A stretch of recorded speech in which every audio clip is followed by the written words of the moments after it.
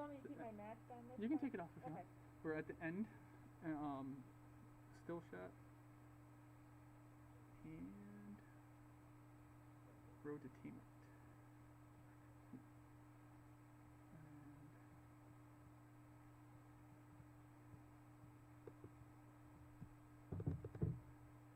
Well, hello folks. Welcome back to our second. I guess I could take my mask off because we're socially distanced. Well, I'll just keep it on for now. Rock the Pokemon mask. Anyway, we have our special guest Margaret Swick again tonight. We're gonna paint the Orge Zombie Paint Night kit from WizKids. And if you did the Manticore, very similar, but now we're just gonna do an Orge Zombie. So I don't want to take up much of Margaret's time. So we're gonna switch over, and you can see lots of different angles here of painting. And Margaret, you are good to go. Hello, everybody. Here is our lovely dead ogre, wounds and all, with the Morning Star. We'll just go over the kit real quick and what we've got in store. We've got our 12 Vallejo paints: tan, heavy sienna, gunmetal, heavy skin tone, leather brown, bone white, black wash, flesh wash, off-white, dead flesh, and sepia wash, and violet ink. Now, what I did ahead of time, because your violet ink really needs to be diluted, I poured mine into the wash cup that came with the kit, and I filled it up with water to about there, if you can see it. If you want to just kind of gauge, I'll show this again before we use it. We only use it in one spot, so it's not a big deal. You can skip it, you can try to copy it. If you overwater it, not the end of the world. I've got my two brushes that came with the kit, the fine detail and the multi-purpose. I am also just using a little bit of a larger brush for my base coat, just to save on time. I'm also using a water dropper to thin my paints. You can use brushfuls of water. That works just as well. I just happen to have a water dropper. And I'm using plastic cups to paint water. And I'm going to use the plastic insert as my well palette again, like I did with the Manticore, so please excuse all of the scratching that will end up happening. And I think that's it. That's a quick overview of what came in our kit. Oh, and he has a little black disc face that I've thrown somewhere. We'll get started. So, we're going to base coat the whole thing first. So the first thing we want is our heavy skin tone, the 7240 from Vallejo. We're going to add just a little bit of water, so go ahead and make sure it's mixed up well. Give it a good shake before you open it. I'm just going to stir it because I already opened it. Scoop some out, put it in your palette. I'm just going to add a drop of water to it. You don't want it to be too thin to start with. So, maybe a drop of water. Give it a quick stir. And then, rather than going straight to the mini with my brush, I'm just going to clean it off real quick. Get the water off. Alright, so this is heavy skin tone. We're going to put this on everywhere that there is exposed skin. And don't worry if you get it where it shouldn't go, like how I just got it on his loincloth. That's fine. We're going to go back with a darker color and it'll disappear. So you can be messy with your base coats when you're first starting out. It's when you're finishing up that you want to be a little bit more careful. We'll get his face, inside of the eyes too. Don't forget his ears. You can try to avoid the hair and the mouth if you want. I'm obviously just kind of going at it.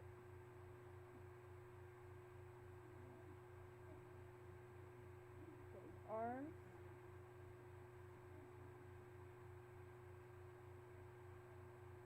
Get right on up to the wrapping as best as you can.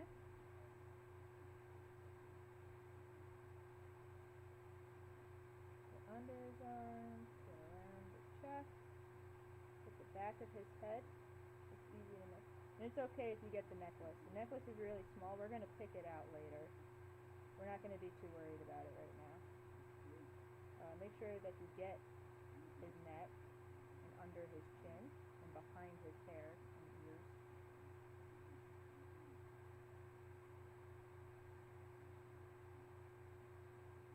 And if you need to scoop out more paint, just keep the same paint to water ratio that you're using and you should be fine. And you know, if you thinned your paint out a little bit too much and you're seeing some of the white primer from the miniature come through, just do another coat. It's not the end of the world. You just need more paint. Or just take another brush full of paint and mix it in.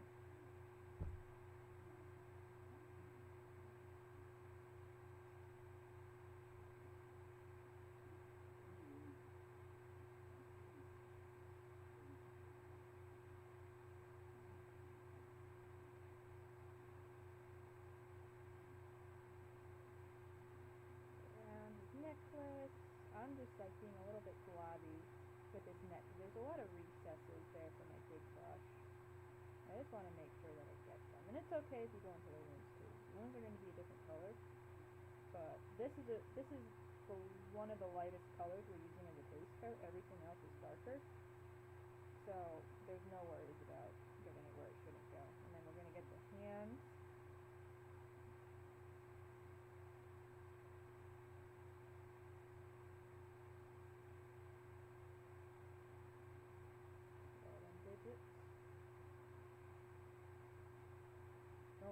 I always miss the underside of the hand. I don't know what my problem is, but I always forget this little strip right there under the hand. This is a wound on his shoulder, so it's pretty big, so you can skip it or you can cover it if it's making you nervous. I might cover it because I keep thinking I've missed a spot on his shoulder.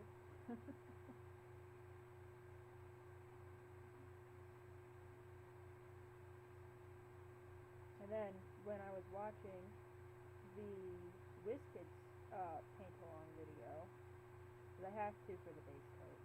Everything else I figure we do a little bit differently than them, but the base coating for the most part is the same, because you don't have much of a choice.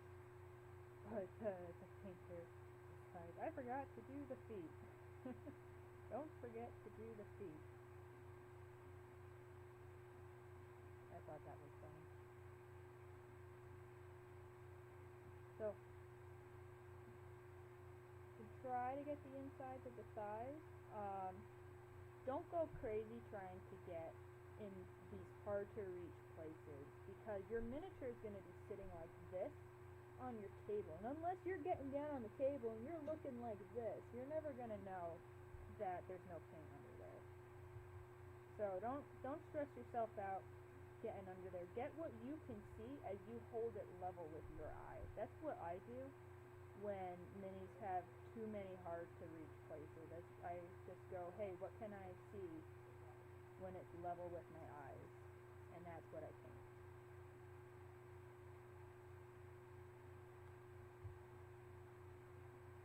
So I think this is exposed heel. So I'm gonna say that that's exposed heel in the back of that foot. And we'll get his toesies. And we're just gonna get down and up his toes. Just again, if you're just joining us, this base coat is heavy skin tone mixed with a drop of water. So I took one brush full this size and I mixed 1 drop of water in my well with it. And that was enough to do the whole mini. Awesome. So,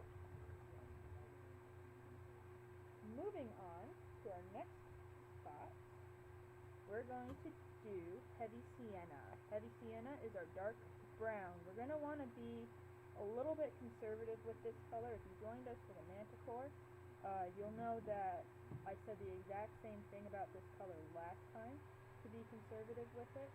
We're going to be using it for a lot of stuff,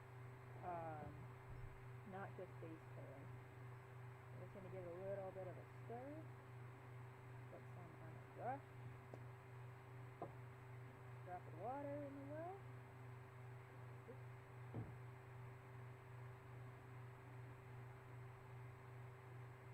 There we go. Put this stones in.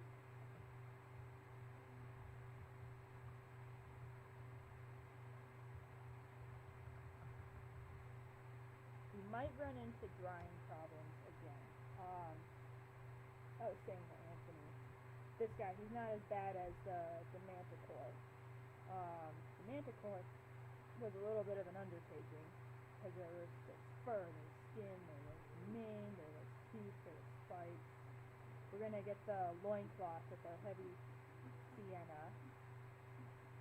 Whereas this guy, he's more skin tone focused, so we're really gonna tackle painting undead flesh, which is gonna be nice, I think. Now that we have that skin tone down, we're going to want to be a little bit more careful. So I'm going to kind of get these bigger areas with my big brush, and then I'll come back in with my smaller brush to get the smaller areas that this brush is just too big for. You're going to want to, with this fur, you're going to want to make sure that you're also kind of brushing against the fur that's sculpted to make sure that you get the paint in all of the recesses, or else he's going to have a lot of white spots on him.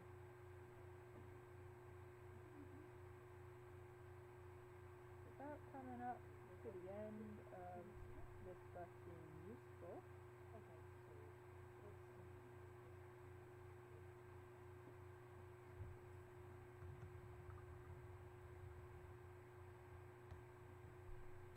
then we'll take, I'm going to use the multi-purpose brush. And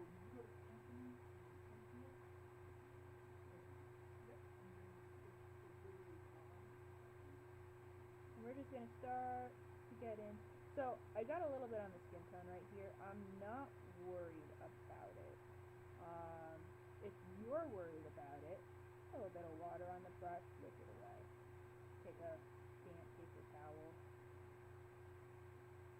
Or you can even just, if you still have some of the skin tone base coat, you can just dab it right on over, which is what I'll probably do to clean it up.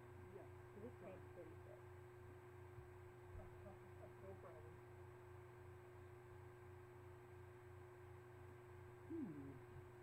So we're going to want to make sure we're getting right up to the belt.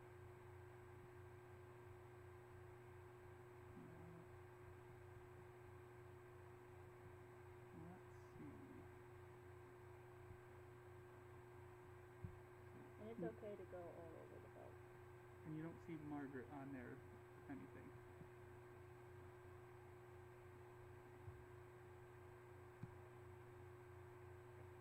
Okay, is there any other way?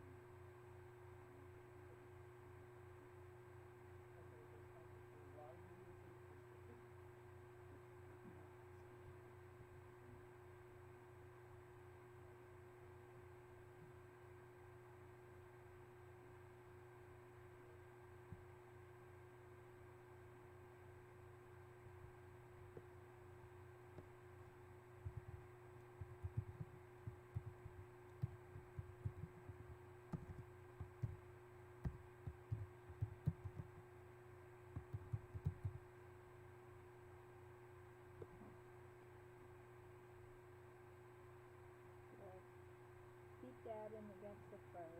This is probably the more trying area, because it's going to start to feel a little tedious, but this is the worst part, is getting this one off with this tiny brush.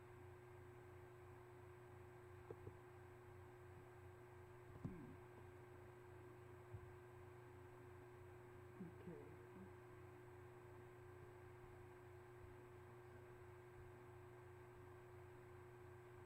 Did anything change?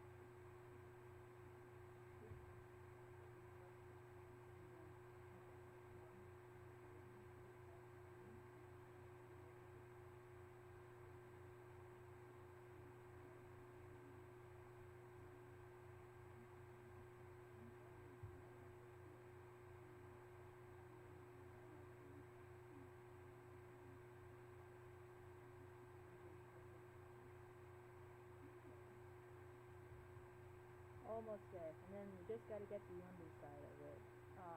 Some of that can be done with a bigger brush too. Sorry, I know I go quiet. It's just I am painting first. There's only so much I could say about painting before. Ooh, I was gonna watch myself on the monitor. Stay on camera. I have a real tendency to take the mini and like hug it to my chest as I paint. Not great for my neck to be looking down like that. You really want to make sure you get all of it. Don't give up on it. Last little bit, and then get the underside.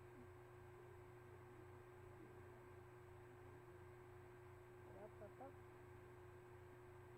And then you'll probably notice some spots where the skin tone doesn't quite meet the fur. And we'll go back and we'll clean it up.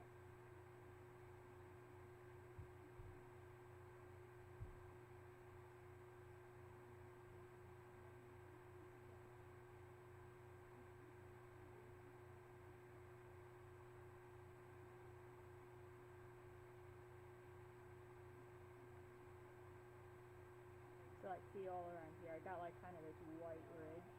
I'm going to just go back with my skin tone, or even a heavy sienna, because this is really actually the top of the loincloth. I'm just going to paint along that ridge. And if I get a little bit on the skin tone, that's okay. We'll go back and we'll clean it up and get it to look right again. Okay. Alright, so then for the underside of it, I'm going to actually load back up my other brush. I think I can get this exact one in a couple of swipes. So remember, we want to paint what we'll see level on the table with our eyes, which is most of this back part that's hanging down, and then it's really just some of the back of the front of the loincloth.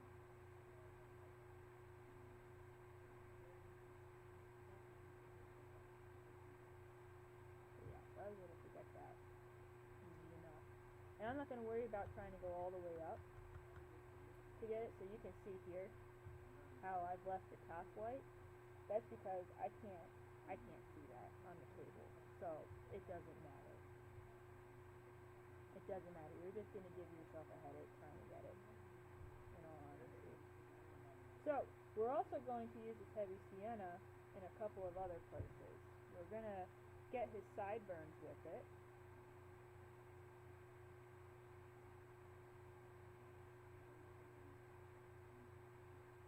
We want to make sure that we get both sides, the front and the back. Hair is the same color both ways.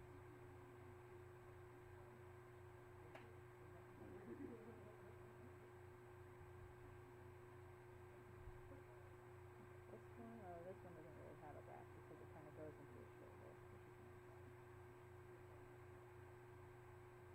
nice.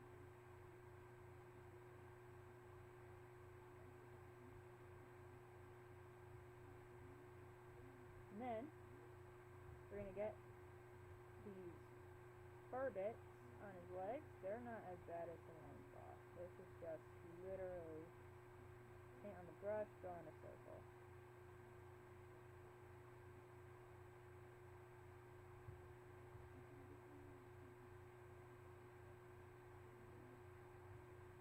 Next is back.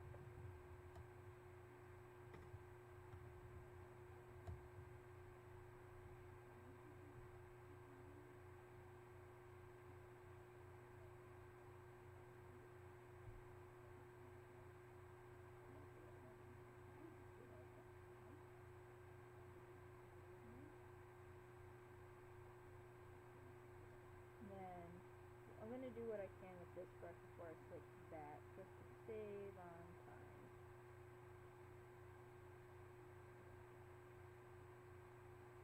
Got some on the wrapping.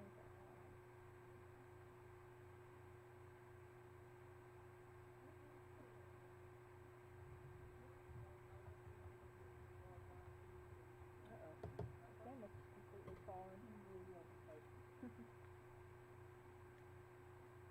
There's another guy that just logged on, and Oh, no. if you want to do a recap after. Yeah, I'll finish up with this color, and I'll do a recap, because also the Okay. camera's gone. Move on this. Makeshift studio. Who's that? Nope.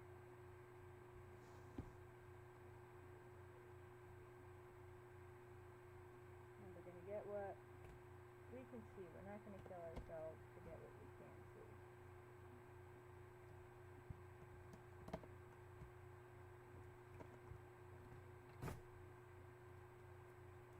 And then we're also going to take the same color and we're going to get the wooden handle on the Morning Star.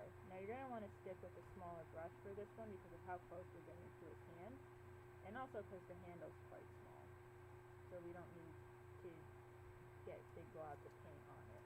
We want to kind of try to preserve the detail of the wood.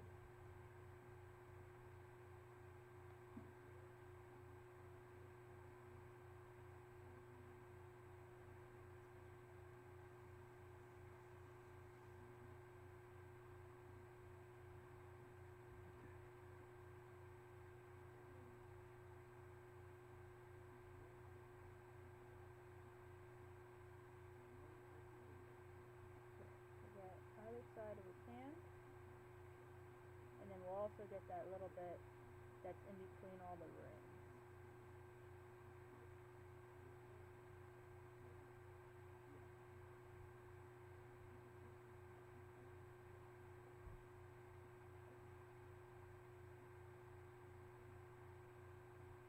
Did it move again?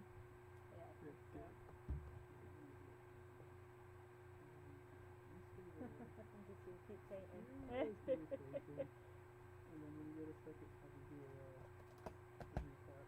Yeah, I'm just about done. We're just about done with our second base coat color, so it's a good time to do a recap. Everything else, all the other base coats should go quick.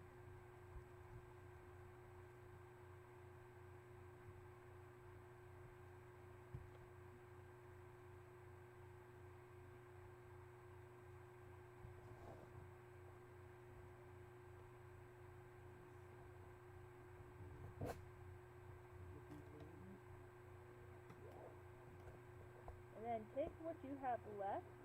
You can skip this, and I'm not going to take another brush full to do this with. I'll just use what I have for right now. But we're also going to put our same heavy sienna on the base.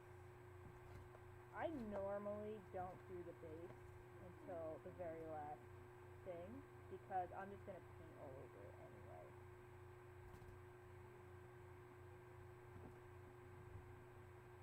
You can see my paint got really thin towards the end.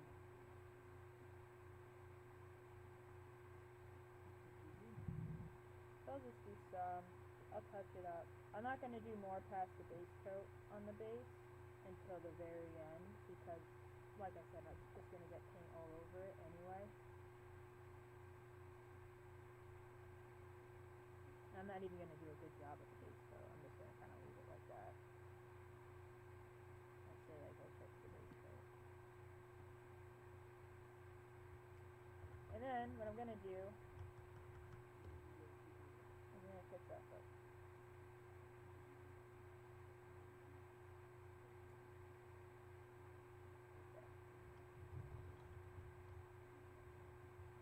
Alright. Two different color base coats down, just a few more to go before we start the fun. So far, we've used our heavy skin tone on all of the exposed skin, avoiding the wounds for the most part. I did not avoid all of the wounds. I just went for it, which is fine. Also, getting the face, you can avoid the eyes and the mouth as well. I missed the inside of this ear. I'm going to correct that. There we go. So that was our first base coat, was heavy skin tone. Our second base coat was heavy sienna. Both of them, I took just a brush full of the paint and a drop of water, and I mixed them in the palette to thin them down a little bit. And that seems to be helping with the drying problem that we had last time, because his skin tone's already dry, which is great. And that's all that we've done so far if you're just joining us. Sorry, the tape's crashing. Oh god. Yeah, it's fine. So, our next color is going to be tan. And tan, we're just going to use it straight out of the pot. So I'm going to shake it before I open it. And with the multi-purpose brush, this is going to go in all of the wounds, which is why we're not thinning it, because it's a little bit easier to work with while it's thick. So we're going to pick out all of the wounds, just the easy one on his stomach.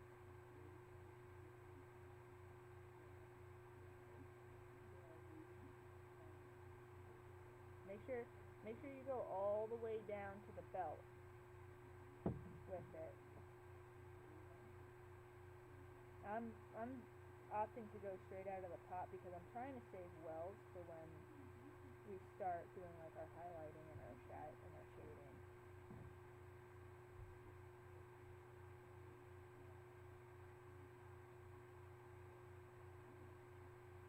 And we'll get along the side right here. Make sure you put him upside down, because you see he's got this area right here. Just move the paint up there. You can even get the edge of this with the tan, the edge of the wound. Have it be a little bit raw.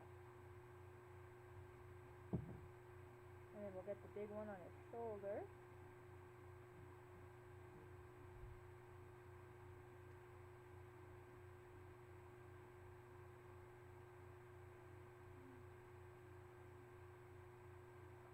This is a reminder, this is tan. The reddest tan I've ever seen.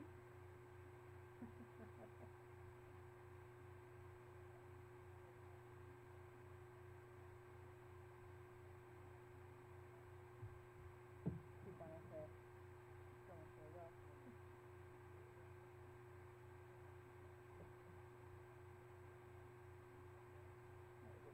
And then there's a big one on his leg.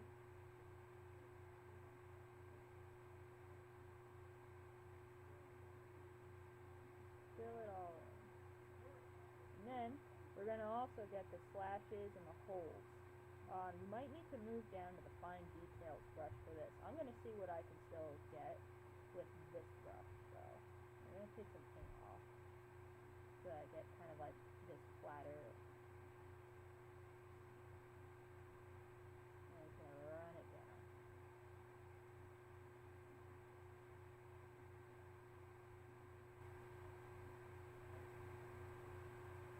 And it's okay if you get it onto the skin tone a little bit.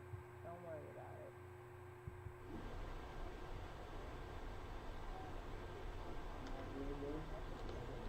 Oh, there goes the camera again. I got you. Oh, this one is sliding. Yeah. Oh, okay. I got you.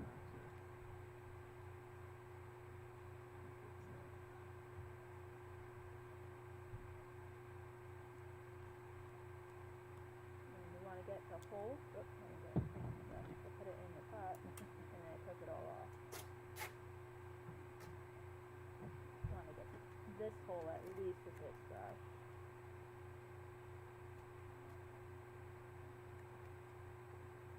And with these smaller slots, don't worry if you see any white, because this is where we're going to use that purple ink, and any white's just going to become purple. It's a pretty dark ink. We'll see if I over diluted mine or not. And we've got some more right here.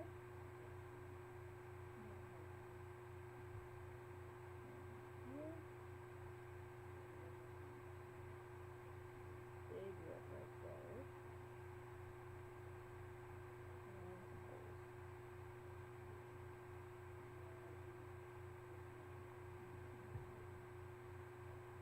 And do a spin.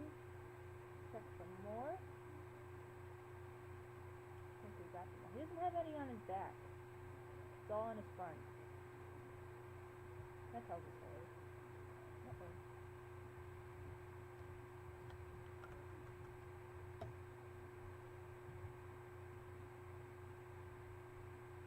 Manage to rub off.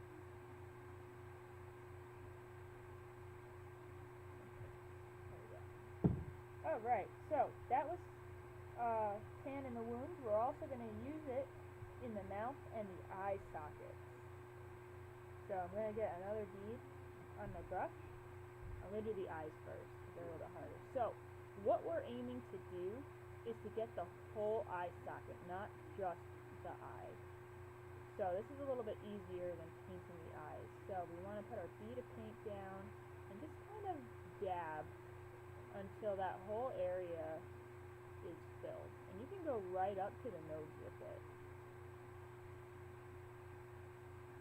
We're going under the brow and then straight up to the bridge of the nose almost.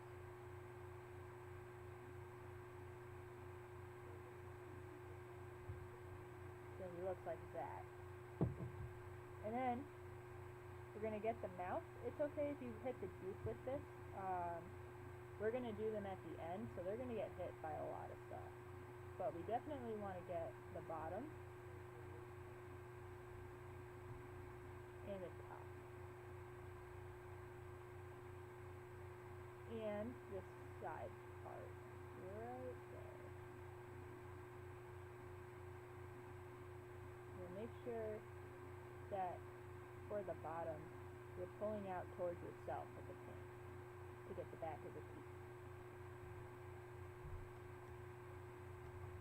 And that's it for the tan.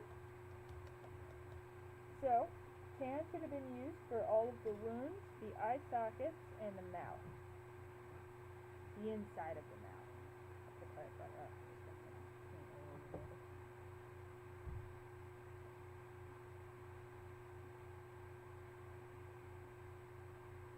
So, our next color is going to be leather brown. This we can also just use straight out of the pot. No need to thin it. We're only using it on the belt and the necklace. So again, with the multi-purpose brush,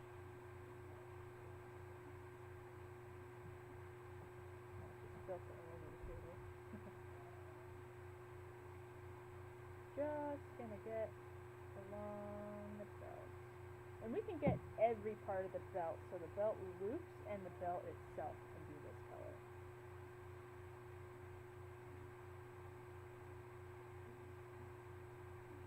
And you can get the top of it too, to kind of help fill in some spots. So like how it gets kind of weird right here, you kind of got like this, there shouldn't be anything there space. You can hit that with the leather brown.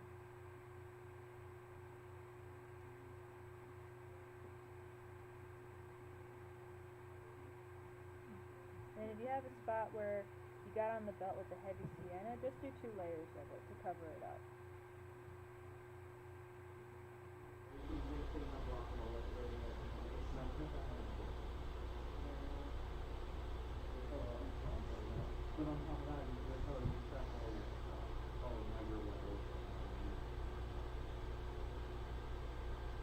Just keep pushing it along. I wouldn't be too worried if you can still see some of the dark brown through it. There's going to be enough layers built up that it should take care of itself. Like, I'm only going to do 1 layer. I'm not I'm not overly concerned about it. But I wouldn't thin this paint. This paint's already actually quite thin.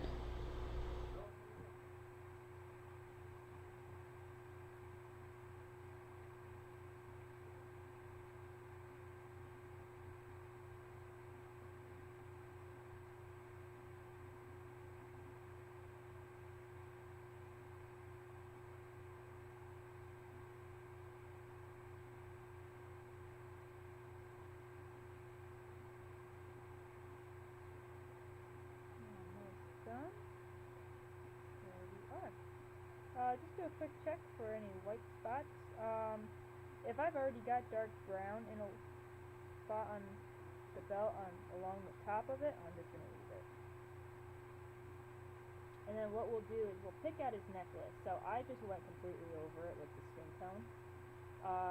But he's got like these little leather things and the rope around his neck. So you just want to pick out the leather things.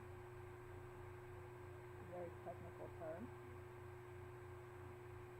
And you can just get all of it, rivets and all.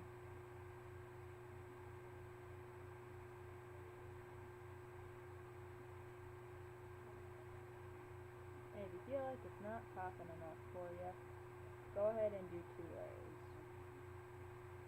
And then with the rope, you can just take the side of your brush to get along the top of it. Being careful of everything else around it.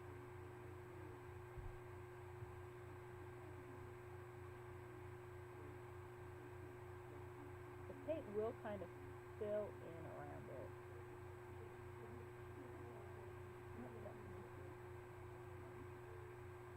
Don't worry about the little white spots. Like now that we're looking at it so much closer,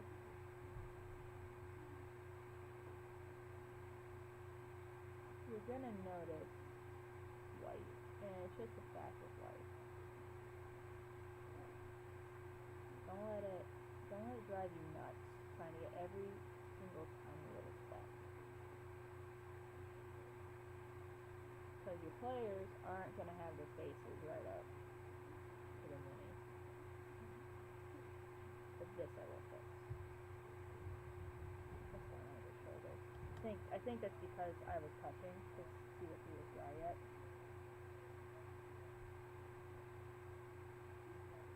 Take our skin tone, go back on over it. Or because sometimes when paint dries, it pulls back a little bit. That might be a Vallejo paint thing, I'm not sure. Every now and then I have it happen on like regular minis. There we go. So there is our leather brown. Coming down to the final 2 for our base coat. Our next color will be the bone white, and that will go on all of the wrappings.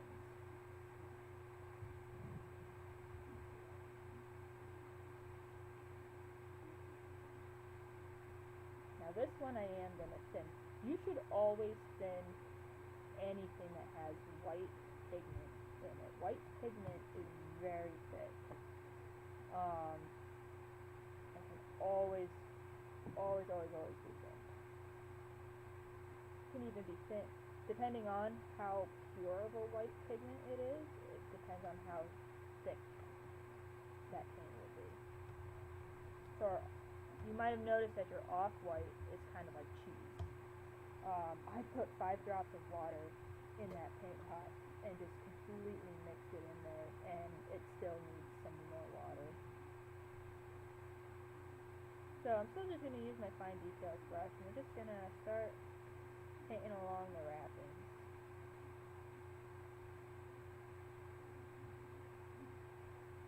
You may not notice the paint going down on camera just because it's a lighter color.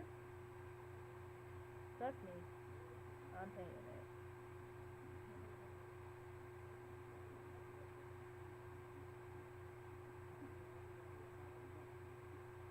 Make sure you get underneath it.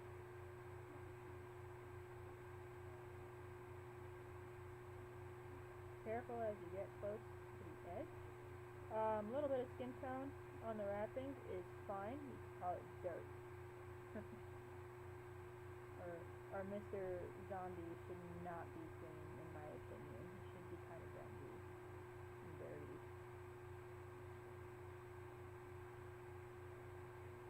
So you're going to want to make sure that you've at least got a good layer down.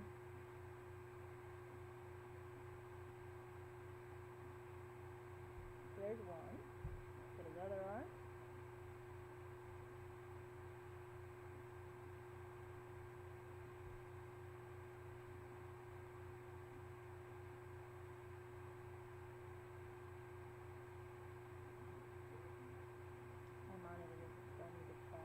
I hope I'm not missing any questions. If you are asking questions, I will get them right to me eventually.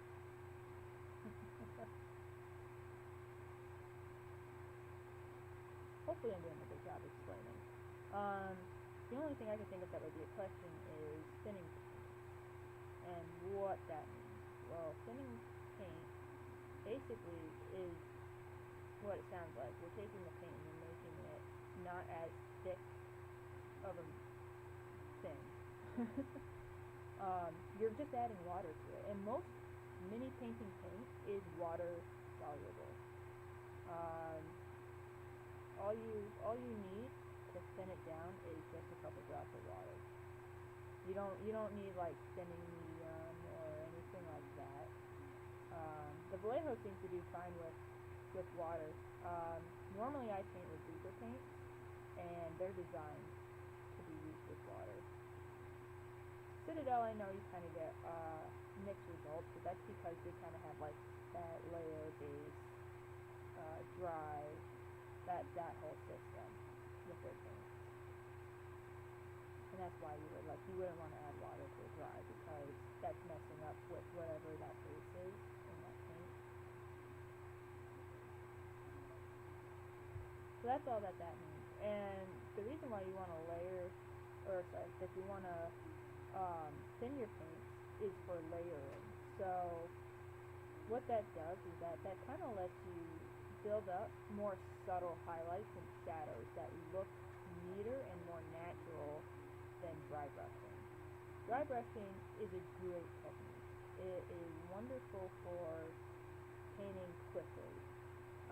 So if you've got a game, you've got 12 monsters that you just want to have paint on, rather than putting the naked mini on the table, dry brushing is your best friend. You just slap on the base coat, and then you dry brush, and you color, and then you wash it with a brown or a black, and you call it done. And you can fly through 12 minis in 2 hours doing that. But if it's like something like your player character, or just like a really cool monster that you thought looked really neat, layering is a nicer way to paint, if that makes any sense. It helps preserve a lot of the details without getting that chalky dry brushing look.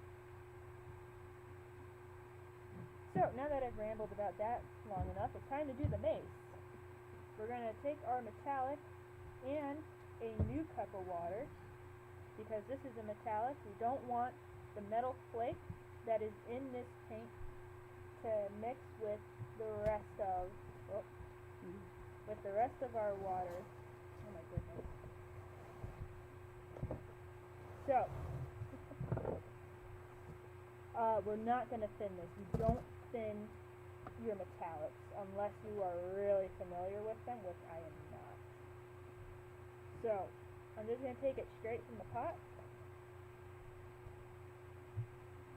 and we're going to get the head of the Morning Star. I'm actually going to use my bigger brush for that. I'm going to think of it, because I can just kind of cram it in around the spikes. So we'll get the head of our Morning Star.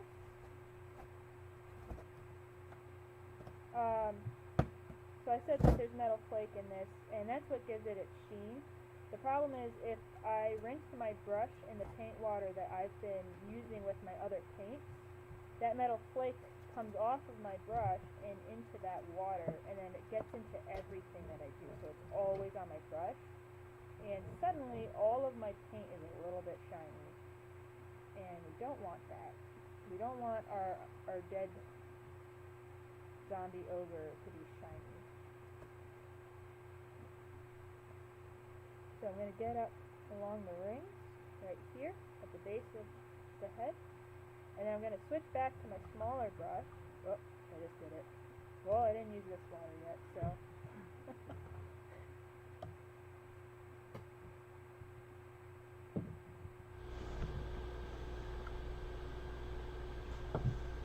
And then we're going to get the bottom.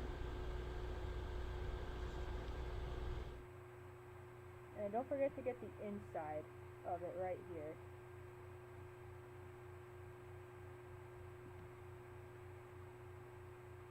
Is there any questions in the chat?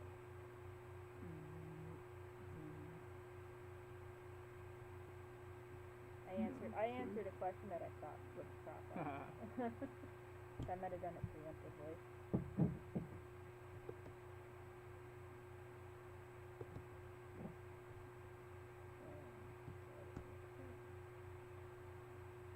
And then carefully we're going to get these two bands. And then I know that there's spikes, or one of them is spikes. I'm going to just kind of get them like this, straight across. They're not really sculpted great. There could be spikes or a band. Yours might look better than mine though. Sometimes it's just one of those things that vary. There it goes. A little bit more. Look at that last ring.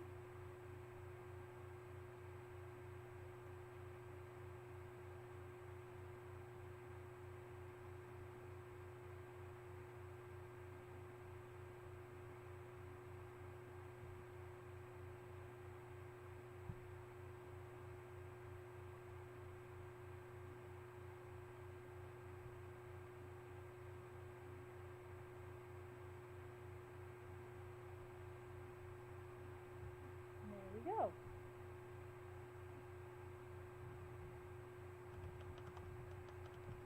Don't worry about my base of mine. I didn't even really try to cover it in paint. We'll get it at the end. But that should be your ogre base coated.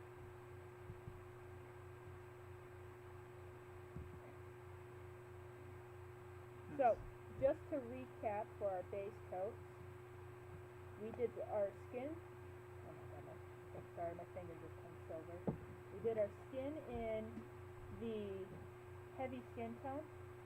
And then we did our loincloth, the fur trim, his hair, and the the handle of the Morning Star. Thanks. We did all of that in the heavy sienna. The wounds, the mouth, and the eye sockets, including the eye, we did in the tan. The wrappings were done in bone white. The belt and the necklace were done in leather brown. And our Morning Star medal was done in the gunmetal. This is a good time if you only have 1 cup of water to go ahead, dump out that water, and get yourself a fresh one, because you don't want to mix paint water that we've rinsed brushes out in with metallic paint. So go ahead and do that. I'm going to give my big brush a nice swirl in this one and then move it out of my reach so I don't accidentally use it, because I will. It's also a really good time if you want to do the same trick, because we're going to be using it next. If you want to take your violet ink and dump it into the little rinse cup and then fill it up to here with water. Once you've done that, to help dilute it. You are going to want to do this in your sink. This is an ink. It isn't a wash. It will stain everything around it. So be careful with it. I have been like very self-conscious of it being on this white table. So go ahead and do that. Give it a handful of seconds while I've been rambling. Thank you.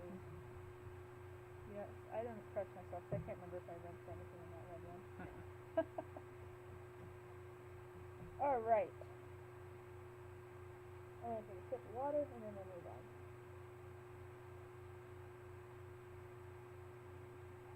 Okay, so with our diluted violet ink, we're going to carefully open it and not spill it everywhere. And it's going to get on your hands. Just rub it into your skin. It'll go away at some point. With our multi-purpose brush, we're going to go ahead and get some of that ink into the bristles. We're going to start hitting all of the wounds with it. So for those of us playing at home, my level of water seems to have been just a hair too much. We'll have to do 2 coats. But better to be over diluted than under diluted with this. So we'll get 1 coat in all of the wounds, and then we'll go back and do a 2nd coat.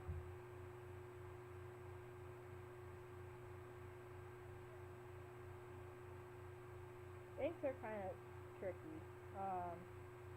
Sometimes you want to dilute them, sometimes you don't. The video suggested that you dilute them, which is why I did it, but it didn't really say how much to dilute it. So it's just trial and error. And you can go ahead and let it sit. It's going to look nice and dirty. So dab it on. We want to be careful though that we don't really get any of it on the actual skin, because it really will shift the color weird. So, just to recap, we've also got a big rip under his arm that's hidden. I know I didn't notice it until today, and I've been staring at him for days.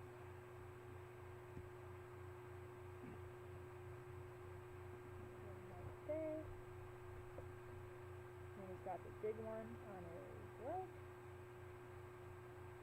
Alright, and while we wait for that to dry before I go and look to see what might need a little bit more, but actually now that it's starting to dry, it is actually drying in the right color that I want, so I may not even go and do a 2nd coat. This might have been the right ratio. We're also going to go ahead and we're going to get his eyes.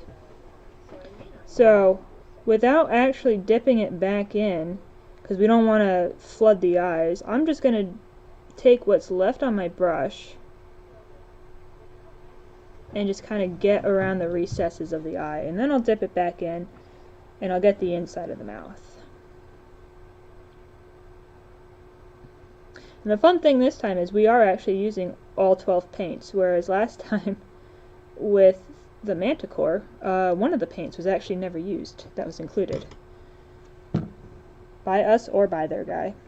So I'm done with my violet ink. I'm going to stick it back where it can't spill. I'm going to give it another moment to dry, and while I'm doing that, I'm going to start to shake up my flesh wash. That's going to be the next one we're using. If you have a bigger brush, go ahead and grab it. This will go on a lot faster and much more even with a bigger, flatter brush. And I'm going to start with his back to give the wounds a little bit of extra time. So very carefully, this isn't an ink, but it will still stain, and it is just basically water. You're going to open it up, fix your bubbles, and get some on your brush. And you're just going to run it along the skin. Get it into all of the crevices on him. And you can go ahead and let that pool as well.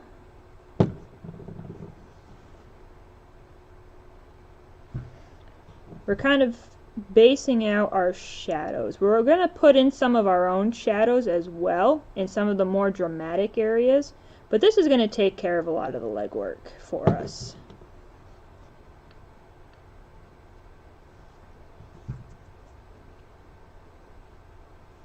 Go right on up to the wrappings. Don't forget under his arms and under his arm along the chest. Be careful, try to avoid the wounds as you do it.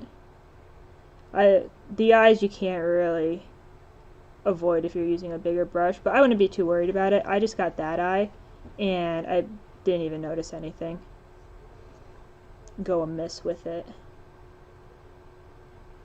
I know I just pulled stuff out of that. That's fine. We're going to do a big shadow down his back, so you can, if you're worried about the pooling, you can go ahead and take some of that. And if you got really nasty pooling, like this whole area was flooded, go ahead, take your brush and just dab at it. Clean it up a little bit.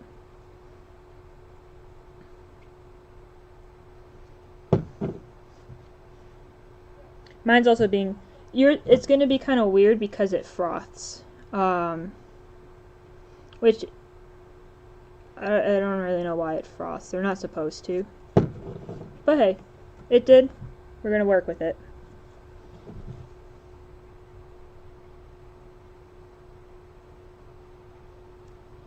Make sure we get here. Don't forget, inside his neck, it's okay if you get the necklace.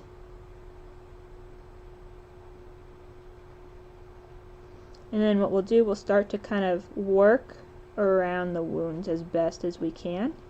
So we'll come down the chest. Volume's good too. Oh, nice.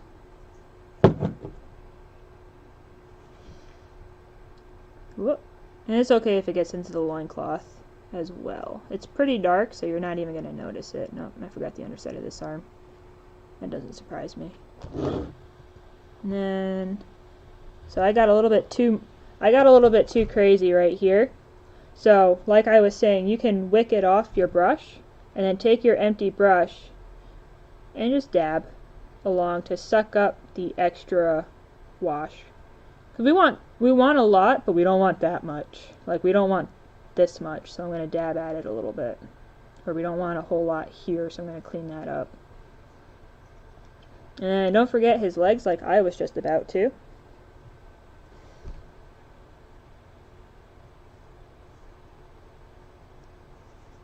Yeah, see? And wick, wick, wick, wick, wick, wick. And actually what I just wicked off of that leg, I'm going to put on this leg. And that's efficiency. And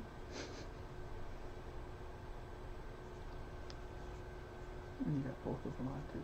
Oh, cool. Don't forget his Oh, toes. you Yeah, I've got that set up, but I mean it's like in my peripheral. I don't think that was his heel. I think that was a bandage. I'm just gonna leave it. I'm gonna run with it. Alright, so before you do anything, close the cap.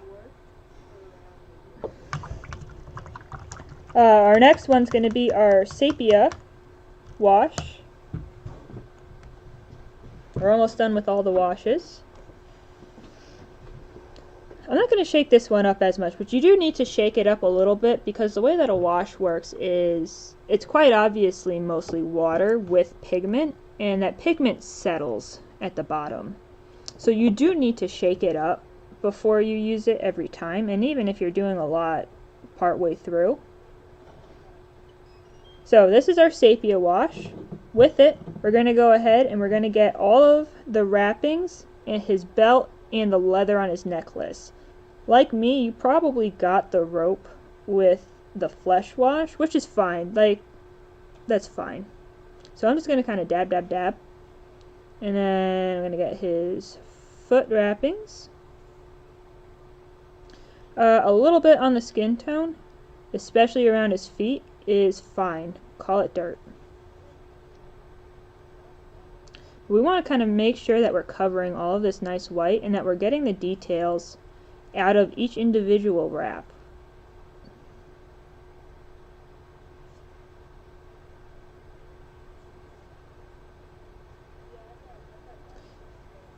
So I'm going to wick off this stuff that got on his feet and this little bit of pooling right there. Brush it off there, there's not enough. We'll get his arms with it. I'm trying to be so careful with these pots because I have spilt so many Ogre shades like that earth shade, that brown Citadel one. Oh my god. I've gone through so many bottles just because I've spilt it.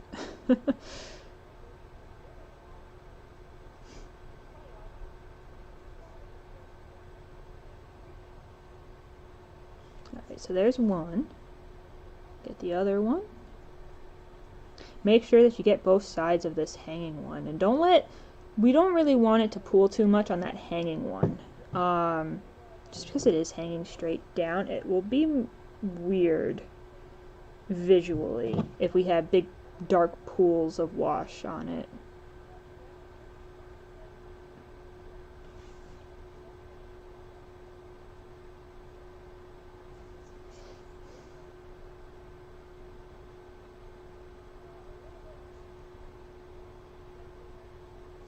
Alright, and then we'll take what we have left on our brush and we'll go ahead and we'll get the belt.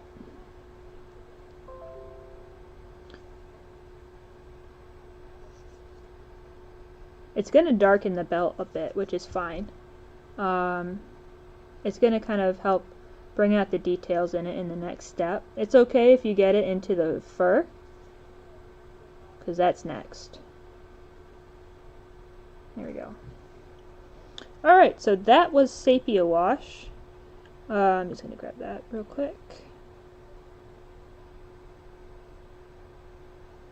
Our next one is going to be the black wash, and this is actually going to be our last one for the washes. And then we'll put in some of our own shadows as well. So, I have to find it, there it is. Our black wash is going to be for the Morning Star and the fur and the base. I'm going to skip the base because I'm just continuously rubbing paint off and getting other paint all over it.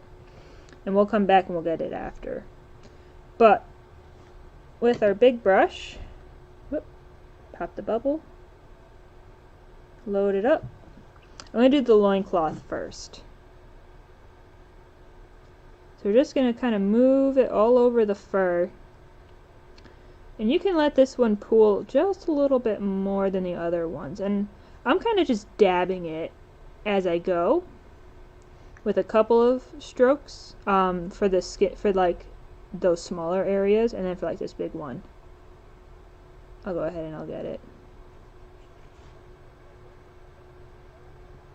Oh, got more paint peeling. I got some on the belt that I'm actually going to try to correct. Yeah, there we go. I just dabbed it off and it came right off. This brush might become too big and we'll have to switch to a smaller brush, and that's okay. It just means it'll take a little bit longer, but that's fine.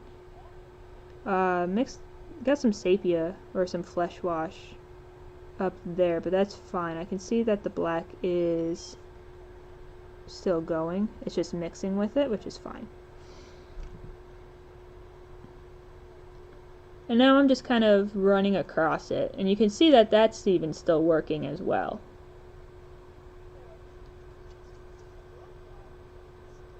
And then we'll get the fur down here by his feet. Now with this one, you're going to want to be careful that you don't let it dry on the wraps. You will have time to wick it away. It's not drying super quickly, so you will have time to correct it. Let's not forget the inside. Remember, just what you can see, which is even less at this point. And you actually won't have to do more. We're not going to touch the undersides of the loincloth after that step. They're done. It's such a remote part of the miniature that that's good enough. And then we'll get these.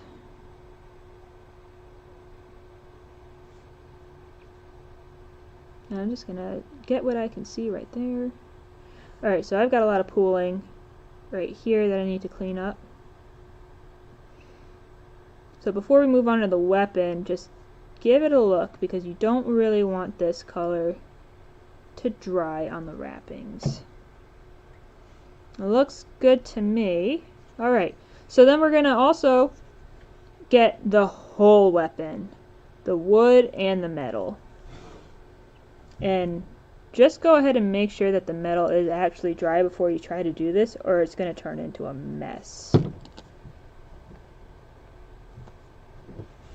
So we'll start with the head.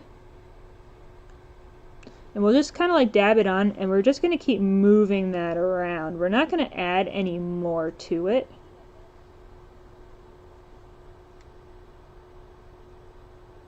We'll start to come down below.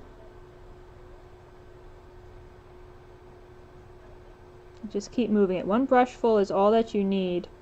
You don't want to overdo it on the metallic, or else you'll start to lose it. And then we're going to just try to keep using the same brushful, pulling down into the wood. Skip his hand. Don't forget the inside of the base or the inside of the weapon. So we want to clean this up and this. So we want to be careful that we're not leaving pure black pools of paint. Some pools around the spikes are fine. That gives us a nice effect because we're not going to do a whole lot of shading on the weapon. So we're really relying on the wash for that. So that was our wash step. Just to recap, we used the diluted violet ink for all of his wounds and his open mouth and his eye sockets. We used the flesh wash for his skin tone and just his skin tone. We used our sepia wash, oh, I missed a spot, for the wrappings and the necklace and the belt. Sorry, I'm also looking for my sepia wash. And then we used the black wash for the morning star, the fur, and the hair. And I actually missed the hair, so good thing we recapped. But I'm going to get this first. There we go. So I got that. Go ahead, make sure that you didn't do what I did and miss a spot on the wrappings, because it's really important with them that we don't miss a spot. And then move it around a little bit so that it doesn't dry darker. Oh wow, the whole thing just came off. That was weird. Huh. That's fine. And then I'm just gonna get a brush full of this. Close it back up. Lick some off. We're just gonna do a dab. A little bit of dabbing, like how we were doing with the fur. Here we go. Now, we're going to just build a couple of shadows by hand. Our first one is going to be for his skin tone. And by a couple, I mean we're only going to do two. So we're going to do his skin tone, and then we're going to do something called lining. So, for his skin tone, we're going to take our heavy skin tone, which is our base color, and our heavy sienna. When you're making your own shadows, it's always really good to go ahead and keep using the base color, because this will help your shadows tie in naturally with each other. So like rather than doing this and then just doing the straight up heavy sienna, which is considerably darker, this is going to look more natural. So I took a brush full of my skin tone. I'm going to grab a brush full of the heavy sienna. And I'm going to really just eyeball it. And I'm going to add 3 drops of water to my paint. So I'm kind of looking for a dark color, so I need more heavy sienna. Whoop.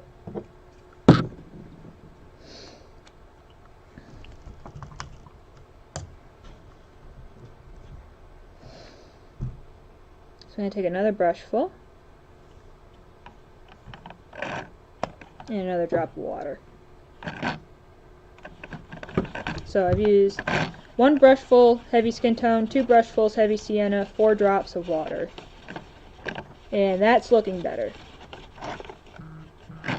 If you can see that color,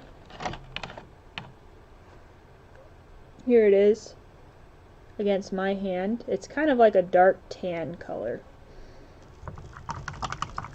we're going to take our multi-purpose brush. We're going to take some of our shading color. We're going to go ahead. We're going to get these recesses.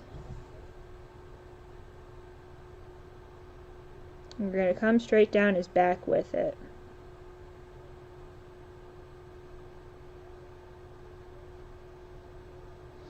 And then he's got these folds of muscle. And we're going to just follow the recess with our color. My paint is still too thick, I can tell, because I can clearly see the straight line. So I'm going to add another 2 drops of water to my mix.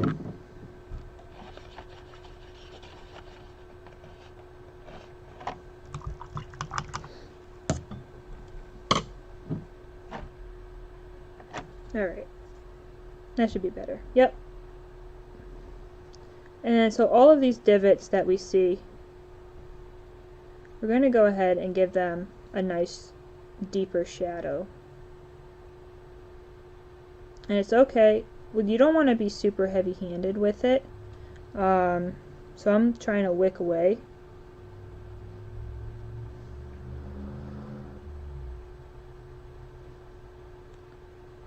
And then if you take your brush along the edges and you just kind of shape, you kind of go back and forth, up and down, that's going to create a more natural look to it. You get his arm, get him right here. So it's going to look a little funny at first, but it all comes together at the end, because then what we do is we take a very thin coat of our base coat and we go over the whole thing, and it helps blend it all together. So any other very deep recesses, so like right here, I want to be getting. So I'm going at the curve of that muscle, making sure that continues. And yeah, we're painting over some of what the wash has already done. That's okay. This is a better shadow than what the wash can give us.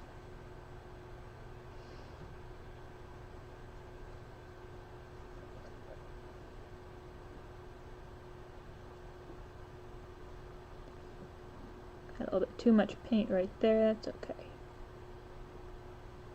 And then you want to kind of get in between the fingers. And we're actually going to go back when we do the lining and get here again.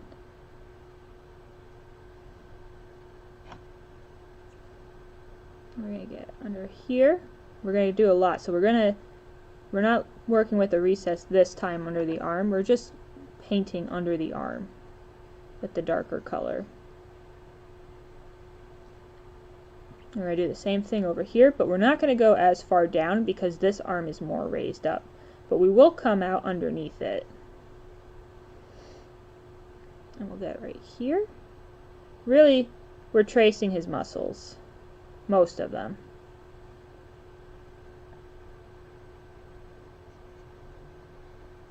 And then we're going to get underneath his pectorals.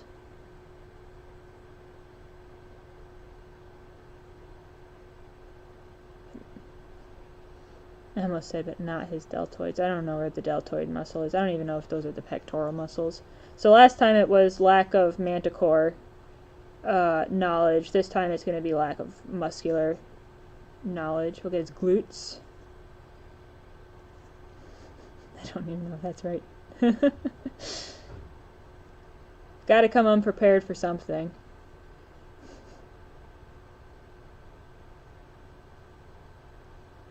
Filling around the knee. And this is also a great time to catch any white. And then I'm actually just going to take a brush full and I'm going to get inside his leg if I can. This brush, it's pretty easy to get that one leg. I'm not really going to bother trying to do more than that. And then what I'm going to do is, with a little bit of paint on my brush, I'm going to trace his chins.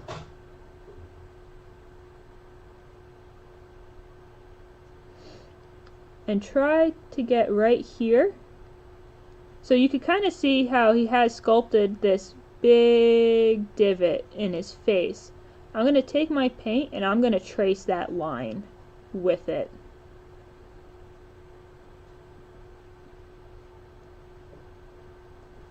And I'm also going to kind of get this jowl, the inside of it. And then under his lips. So I'm going to kind of get all of there.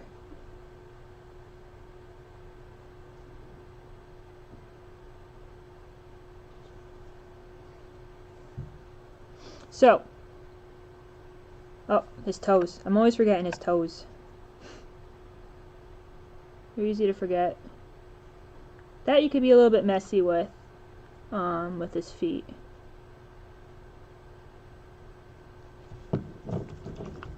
So that's the shading that I wanted to block in personally to kind of elevate the miniature. The next one we're going to do is called lining, and all that lining is what it sounds like. We're going to line around, we're going to paint lines around stuff on the miniature. So I'm going to take a healthy brush full of the heavy sienna and about 2 drops of water.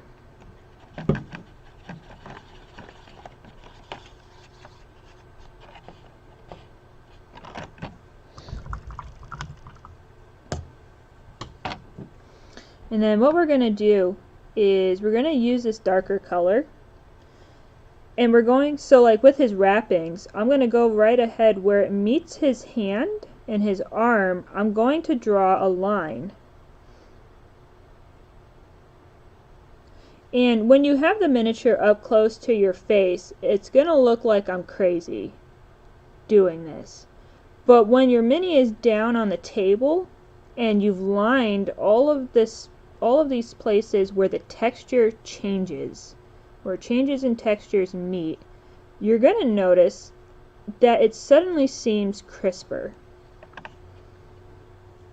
and that the details are kind of sticking out a little bit more. And all we're doing is just a thin line that traces.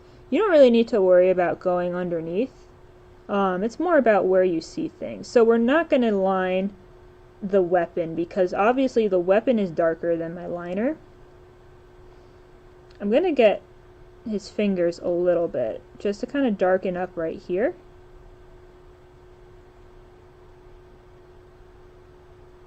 And where his thumb is closed.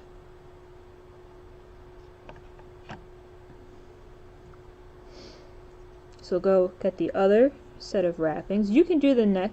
So for the necklace, I wouldn't do the rope. The rope is too small of a detail, and it might be too poorly sculpted to line properly because of how small it is. But I will get the flaps from it.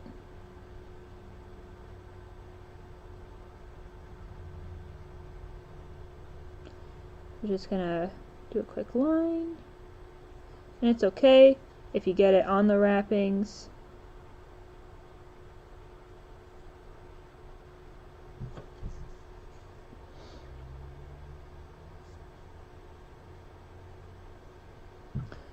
So got that one done. Now I'm going to go for the flaps.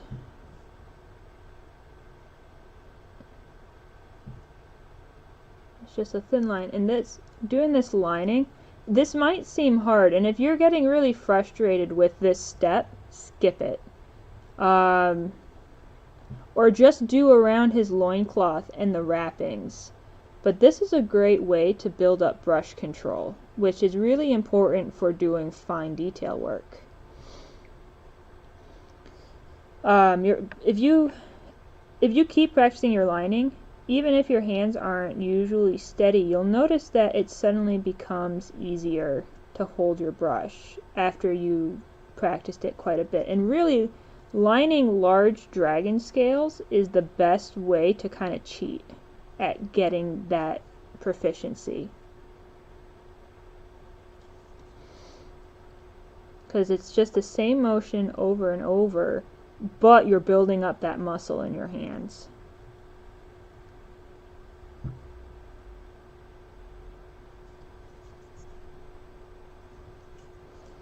And then we'll do the lining around his legs from the loincloth. Really, I'm using kind of the shape of the sculpt to guide me. I'm not really putting in a lot of effort to draw this line out by myself. I'm really just running my brush along the side of the loincloth.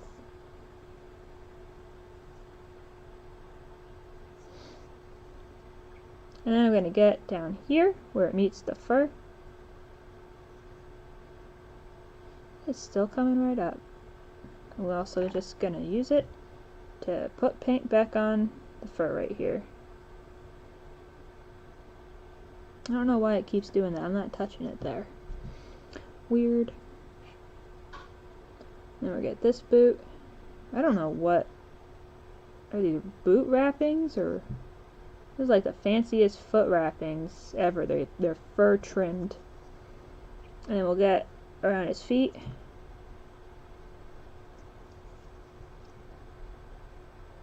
You can do under the fur into the wrappings. I obviously just did it, and then halfway through that first stroke I was like, I don't know if I wanted to do this. It's up to you. You know, now that I'd finished it, it looks alright.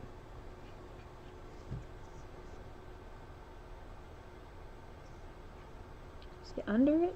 I'm not going to line the belt. Kind of the same problem with the weapon is that if I tried to line the belt, I would be just lining on top of something that's darker than the color I'm using to line.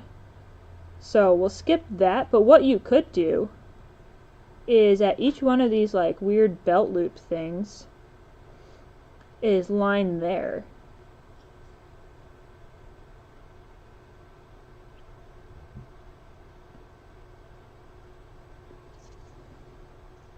And you'll see, this is actually, I'm seeing it happen a lot better here. This is where it'll start to pop, and you'll see what I'm talking about how it suddenly everything is crisper.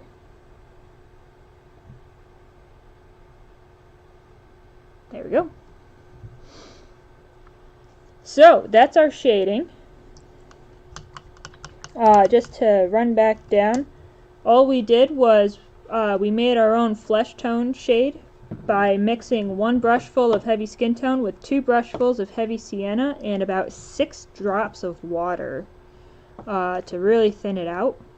And then we did a brushful of heavy sienna and 2 drops of water to line our miniature where every texture changes. So we did the wrappings, the straps on the necklace, the loincloth, and that's it. So that's not a bad step. So coming in on the home stretch is our highlighting. Our first one is going to be for our skin tone. We will be using dead flesh. Give it a shake, give it a stir, do whatever. I'm going to scoop it out with my big brush.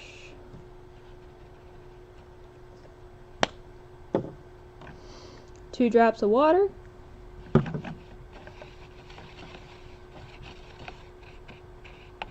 Two drops of water is always just kind of like my go-to for layers. It's where I start. Sometimes it's too much, sometimes it's not enough. You can always add more paint or you can always add more water. So, yeah, so I need more water. I'm going to do 2 more drops of water.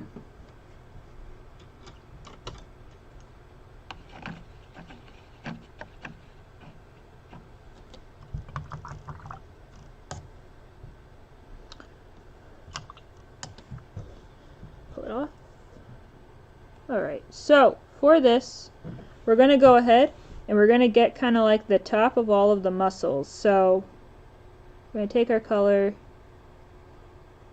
we're just going to kind of like paint it on and along. So we'll get here, this big one. So we want to work up. Wherever you stop with your brush is where the most amount of paint is going to be. So we want to kind of like work up with this.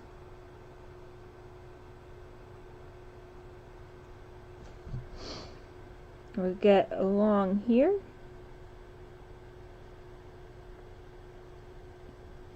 Get his neck.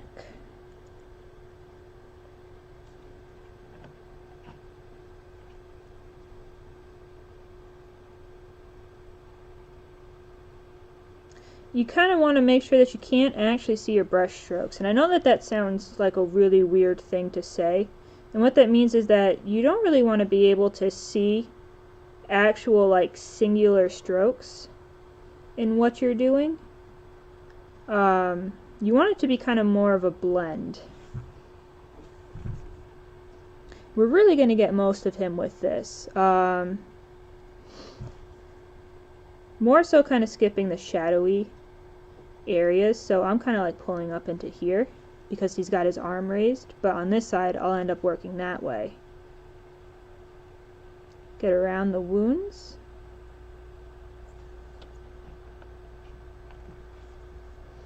And then this time I'm going to go the opposite way because of the way that he's twisting, and I have way too much paint on my brush, but you know what, we're going to run with it. I'll pull down to down the pec, just like that.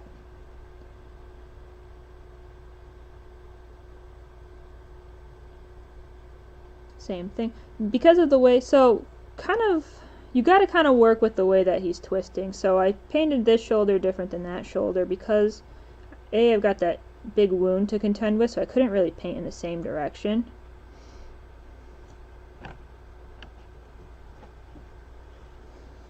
It was really just point A. I don't know why I said letters. I knew I didn't have a second point, but that's what I get for talking and painting. This is kind of like what goes on in my head as I'm painting, but now I have to say it out loud, and I'm realizing it doesn't always make sense. Get his elbow. So this one's going to get some pretty heavy highlighting, just because it's straight out like this. And then, so we got some elbow fold. Go ahead and just get a stripe on either side. You can kind of see already that he's looking pretty cool. So the next difficult area we're going to do is the face. And highlighting the face is always a little bit tricky because you can very well go very quickly from Undead Ogre to Undead Opera Singer by doing this. So we want to make sure that we get the cheekbone, which is right here, and just get it subtly. We'll get the nose, and we'll kind of come down towards the mouth a little bit. We'll do the same thing on this side, getting the cheekbone, just a tiny touch, and we'll also get like this fold of skin right here.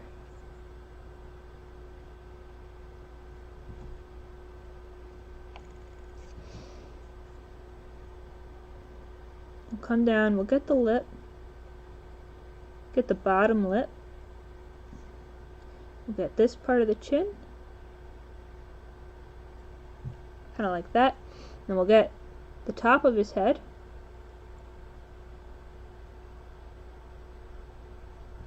along with the side, and then he's also got kind of ridgy eyebrows.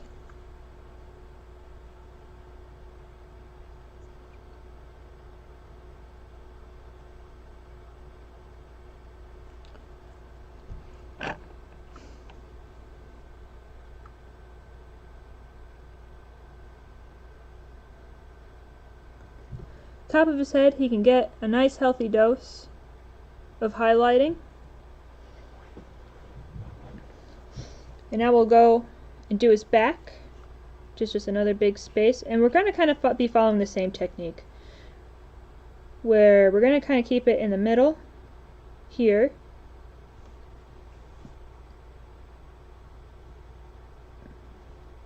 Coming down the back of his neck. And what I'm doing, I'm really just kind of going side to side with my brush in these big, broad areas. Like so. And you want to make sure that if they should connect, that they do connect to the front highlights. Get his shoulder. He has actually got, that's a mold line. I'm going to call it just, you know, him decomposing. So I'm going to kind of leave that as an interesting hole on the top of his shoulder.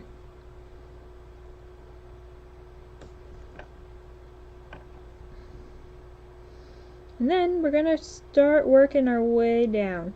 I'm noticing that my paint's getting a little thick again. I might have to add some water. Yeah, I'm gonna just add another drop of water.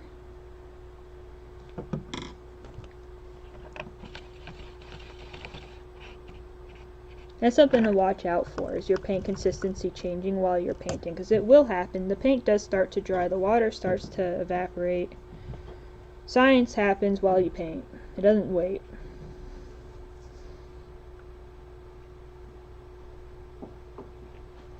And then make sure that you don't go into the crevice in his back, but you paint kind of along the top of it. And you don't have to go straight up to the shadow, because our base coat skin tone is what's called a mid-tone. So that's kind of like the in-between the shadow and the highlight. So it's okay to leave some of it. You don't have to completely paint every bit of it.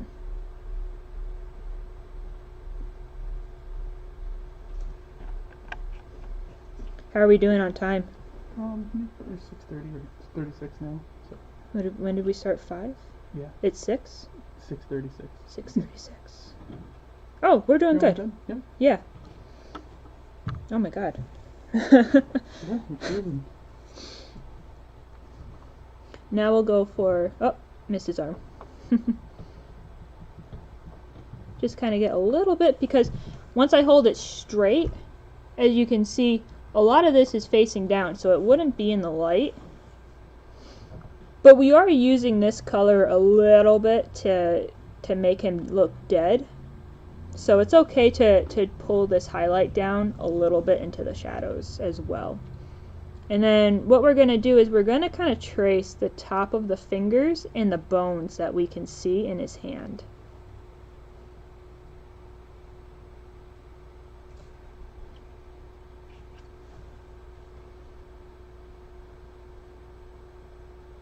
You're going to notice he's going to start kind of looking pretty different now with these highlights.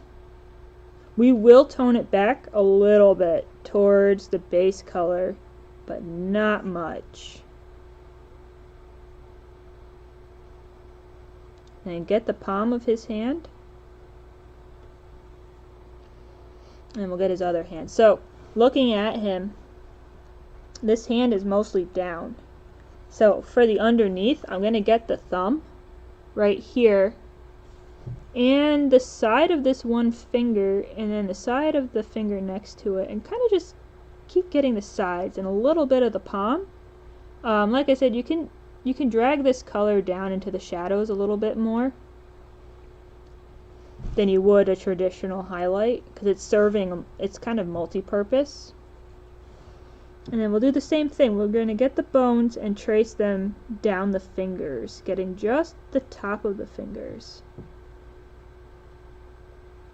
If you want, if you're feeling ambitious, go ahead and take some black paint if you've got it, or some dark blue, or some dark green even, and his fingernails are actually sculpted. And you can pick them out with a small enough brush to give him like black fingernails. Alright, and then we're going to get his legs. I'm going to pull my paint down. We're going to be a little bit more reserved on what we do with his legs. I said as I started to put paint everywhere. That's okay. So for his knee though, we want to really keep underneath it shadowed. So if we put a highlight on top of a knee, and then we put another little highlight just underneath it, there, that really sells that this is a joint and that it is bent. Even though I can see most of it, that just kind of helps re-trick the eye. I have to look. There we go. So then we're going to get this muscle a little bit, pulling up, not coming too close. Can get right there. So you can see we're doing a lot less with the leg, and that's just because the leg is very dynamic compared to his torso, because it is bent slightly. And then we'll do the same thing with these muscles, where we're painting downwards towards the shadow, because when you put your highlight next to a shadow, it makes that shadow become more dramatic. And it makes it look darker than it actually is, which is what we kind of want. And then I'm gonna, the back of this leg isn't sculpted very well, so I'm just going to fudge a couple of highlights to kind of help give some definition back to where it looks like my mold might have slipped. And then the toes, we're going to do the same way that we did the hands, where we're tracing the top bones of each one. And you can do the same trick that I said with the black paint, because I can see his toenails with just my readers. If you got hot pink is also a great color for our ogre. I can say that he tried. Whoop. So, that's our first highlight mix. We're going to do a couple of more things like this. Our next big one is the wrappings. We're going to take our bone white and we're going to start introducing our off-white. I've already got a bone white well, so I'm just going to keep reusing that. So I'm going to take a scoop of the paint, get most of it off the brush. Here. And then I've already kind of doctored my off-white, but you can see that it's still cheese. So I'm not going to take as big of a scoop of it because of that, because it's very congealed. So that's a little bit more than I wanted actually, but that's fine. And I'm going to add 4 drops of water.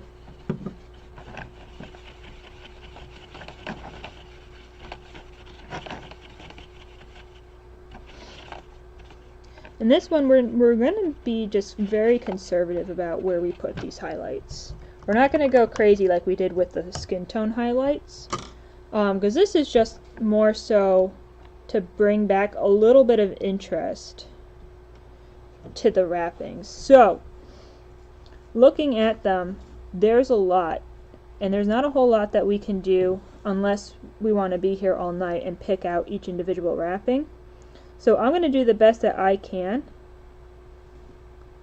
in just some select spots. So all I'm doing is I just came straight across the top of the arm with it. And then maybe I'll come down the side of this arm a little bit. So coming down this side, the inside of the arm. My wrappings don't line up where the mold line is, so I'm just going straight up and down. And then what we'll do for the piece that's hanging loose is we'll get the end of it. So we're going to take our brush and we're going to paint downwards, and I'm only going about part way up to begin with. And we'll do the same thing on the other side. I'll go a little bit higher this time, but I'm still going to be painting straight down. And that's all I'm going to do for that wrapping. So you can see that that's kind of created this dynamic look where we've got our dirty dark down here and it's a little bit cleaner up here.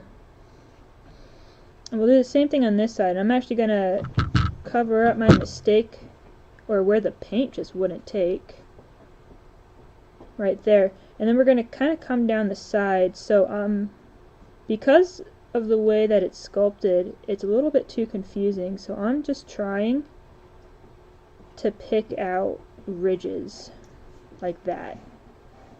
We want to make sure our highlights connect. And then we're going to do the same thing on the hanging piece right here, where we're just going to pull it down. And then we're just going to pull it down. And then it's also It's a very thick wrapping. It's got 4 sides.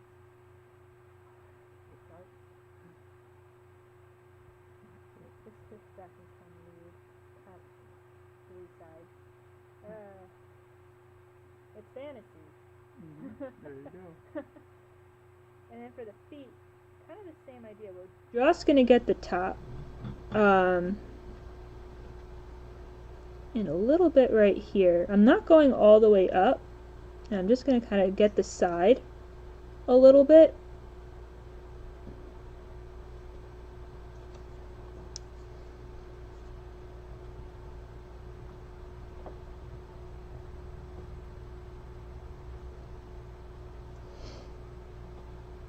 And don't worry, it's not going to stay this clean. We're going to go back over it with our bone white mix and maybe even another sepia wash if we can't knock it down enough.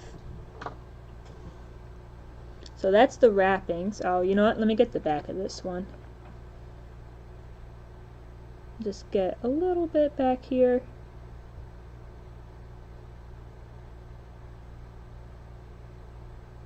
There we go.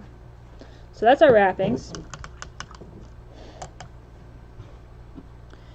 Our metal, we could take the same mix, honestly, and pick out the spikes, or some of the spikes.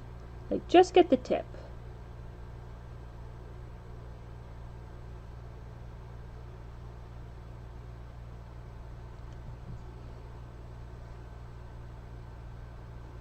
If you're worried about your weapon looking too new, you can take the heavy sienna in a brush that you've beaten the living daylight out of and has just completely frayed out, and you could take your heavy sienna, really thin it down, and you can stipple, so you could go like that with it on the mace itself to give it like some dirt and some rust. I would also do that with a tan as well, to like really dirty it up. I do that on undead swords. I take like a dark brown, a reddish brown, and a green or a yellow, and those are like my rust colors. But I don't have all of that in the kit. They wanted him to have stolen his mace from the last guy that he got, and that's why it's clean. So just get some of the spikes. Don't worry about getting all of them, like with the manticore. You know, your eyes are picking out the most popular ones, so paint those.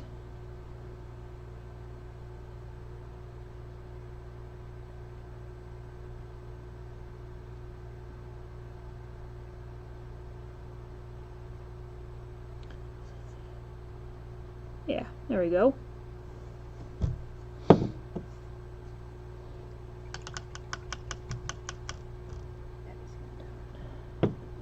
Alright, and then we're going to start to do the fur. So we're going to take our heavy skin tone, and I'm going to start a new well because I've got the shading one and the other one. We're just going to scoop it out.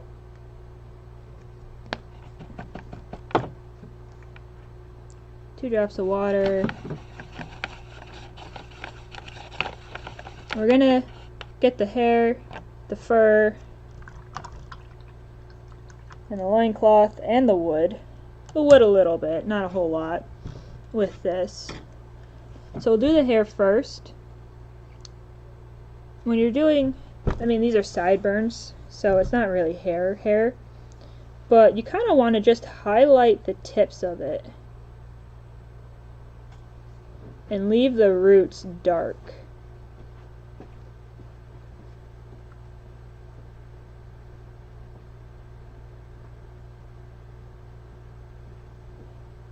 So that's pretty easy. And then we'll kind of pick out a bright side. So you can kind of see where the black has settled into the wood cracks. So I'm just kind of going along, hitting it with skin tone on either side where the light would be.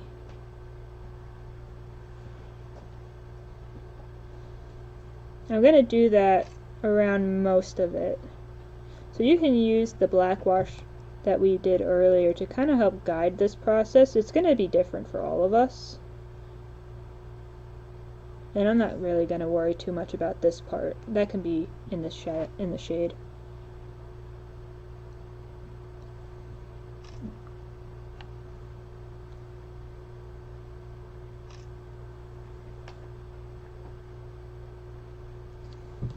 And that'll just bring a little bit of texture back to that handle, because that handle is pretty dark.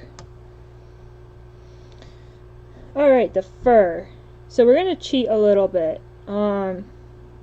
If this is like your monster, this is your favorite monster, and you want it to be awesome and amazing, you go ahead and pick out every individual fur. In fact, I'll even tell you how to do sable if you want. It's hard. But if this is your guy, take your time. I'm not. I'm going to just kind of drop a highlight where it would be the brightest.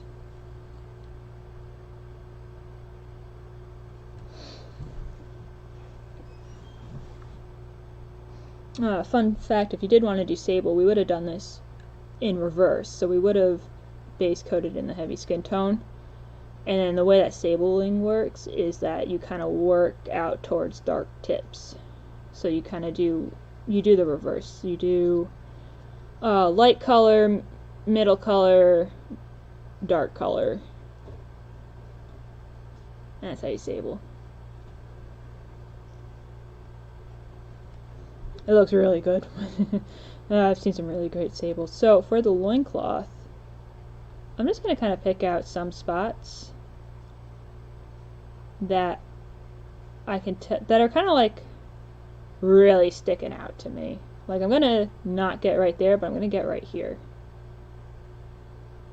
And get along here.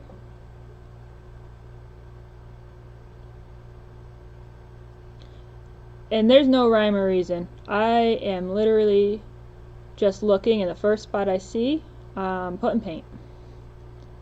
And it's just to kind of make it a little bit more interesting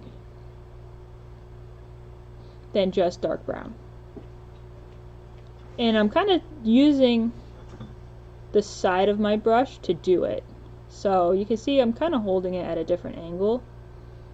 And it's almost doing what dry brushing does, where it's picking up individual strands of fur. And then I'm kind of going back and adding more paint in spots so it looks like the front. That's called side brushing, and it's more of a layering technique adapted from dry brushing. I get down there, I get right here.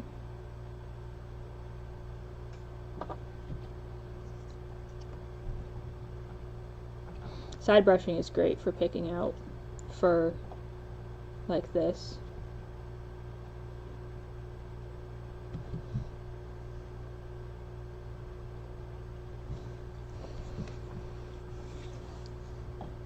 And then, sorry, I had to look at it for a second. And then we're just gonna carefully get above the belt with some of it. So you see, I'm just kind of brushing up and down along the side as I turn it. There's not really enough fur up above the belt to do a whole lot until you get over to here where there is more.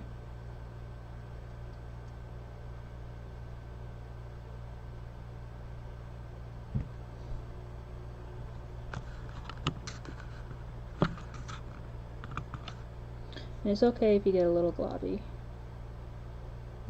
If you've thinned it down enough, it'll just look like a lighter patch of fur.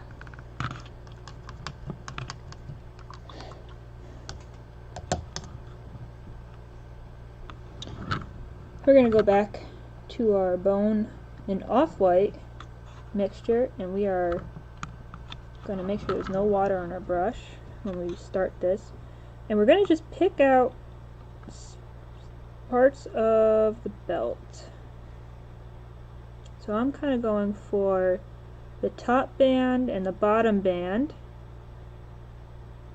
and just a little bit in the middle, like just a stripe almost. And then I'm just getting kind of down the middle of the belt loops. I don't really know that they're belt loops because I highly doubt loincloths have belt loops, but I don't really know what to make of these rectangles.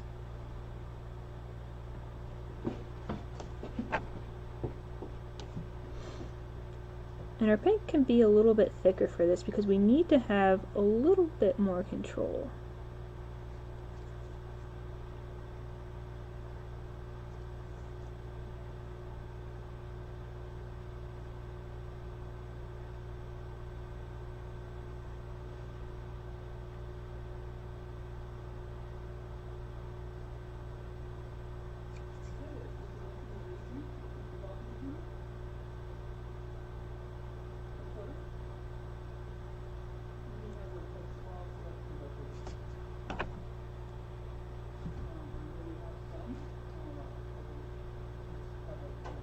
Well, got a little bit too heavy-handed there.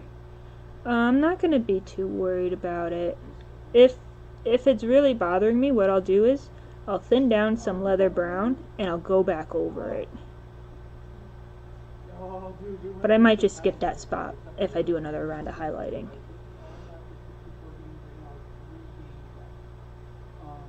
I'm almost done. Trying to go a little bit slower this time because he's not as intuitive as the Manticore was. I feel like I can be a little bit slower, but who knows. So now the wounds. Where's our tan mixture? Oh, we didn't have one. So the wounds, we're going to take our tan and we're going to mix a little bit of off-white. So I'm going to actually take 2 brushfuls of the tan.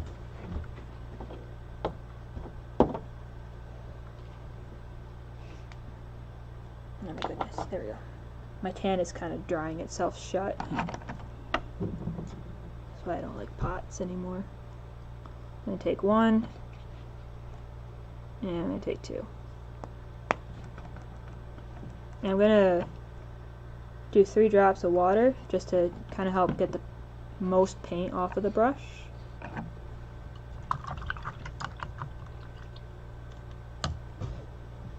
I'm going to take our off-white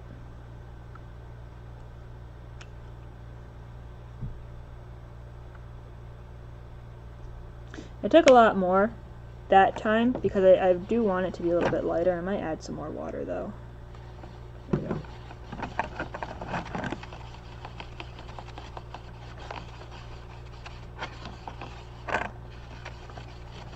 There it goes. Mine took a hot minute to actually shift color, and that might just be because of how congealed the white is.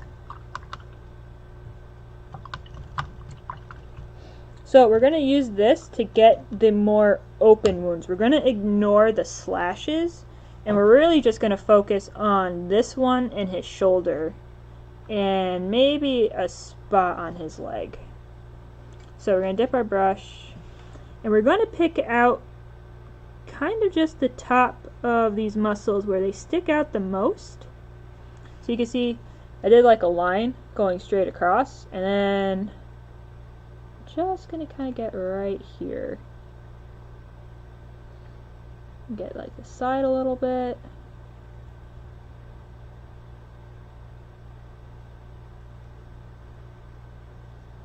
And then with his shoulder, I'm going to kind of get right there along these bands of muscle.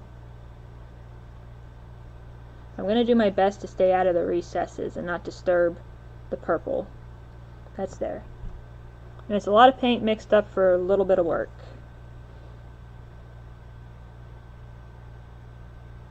And I'm going to get right there. And you can actually get his tongue with this if you want. So that kind of gives that a little bit of definition from the rest of his mouth. And that's our first round of highlights. Before we go into the second round, we'll go through it one more time. Our skin tone highlight is dead flesh and dead flesh only, and we got most of him with that because that also helps shift his color. Our wrappings were bone white and off-white, and we just did like the tops of them and what was hanging loose. We also used the bone white and off-white mixture for his belt. We're skipping the necklace. And then we used heavy skin tone for the fur, the hair, and the wood on the weapon. Oh, we also used the off-white and the bone white for the spikes. And that's our first round of highlight. Honestly, you could hit him with another wash and call him done there. But we're going to go one more step. We're going to go 2 steps further. So we're going to do just a touch more highlighting on his skin. And then we're going to go ahead, we're going to pick out his teeth and his eyes real quick. And then we're going to do what's called glazing, which is kind of tying it all together. And then we have time, I'll just slap something on his base.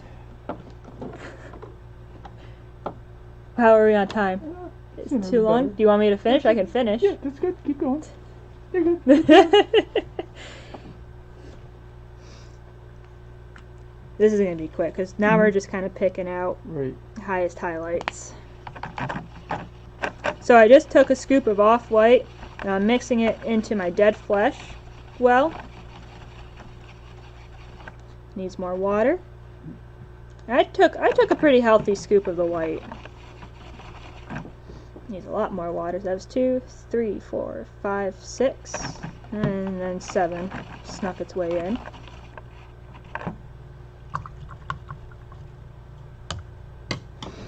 So, this is mostly for his face.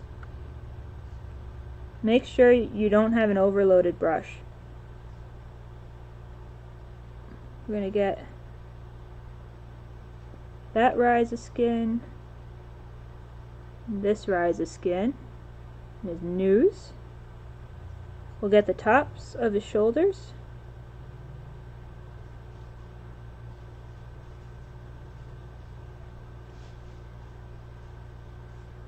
About right there. And this is really kind of like, so I want to start inside of the original highlight and just pull towards the edges of it.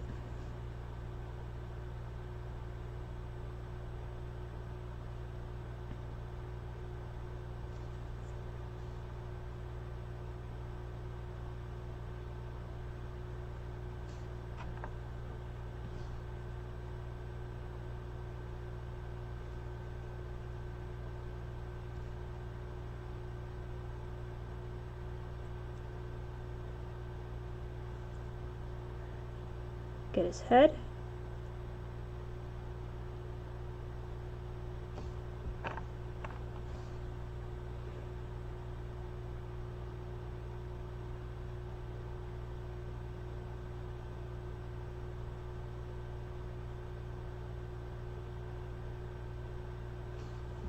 Get the tops of the muscles.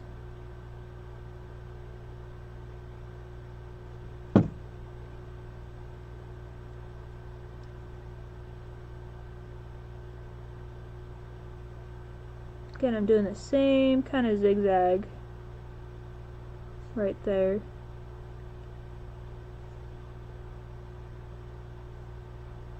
Getting in the middle of the original highlights.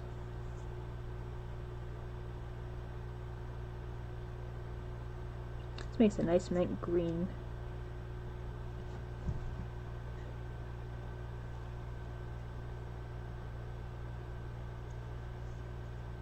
And I'm just going to kind of get his knuckles.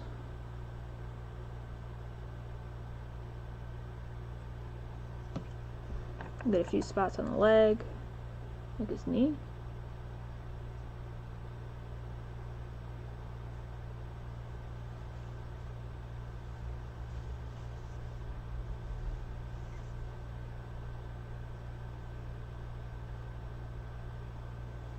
And then we're going to take this same highlight and we're going to pick out his eyes. So I'm still using my multi-purpose brush. Go ahead and switch to the fine details brush for yours. And then we're just going to get a little bit of a dot there, and we're going to get one here.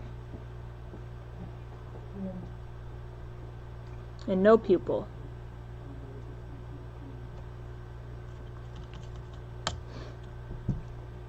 You can also take the same mixture, which is pretty thin on my end, and you can start getting his necklace.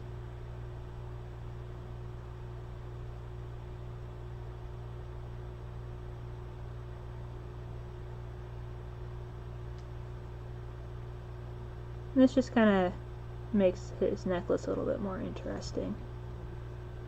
And then, I'm just looking, I'm double checking, blah blah blah blah. Alright, and we're actually going to go back to, for the teeth, we're going to go back to the bone white, off-white mixture we were using on the wrappings. We're just going to go ahead and we're going to slide that across his teeth.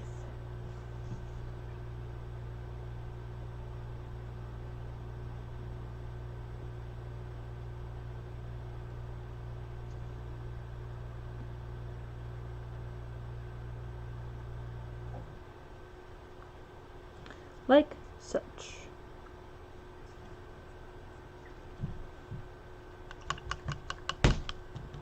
What was that? Oh.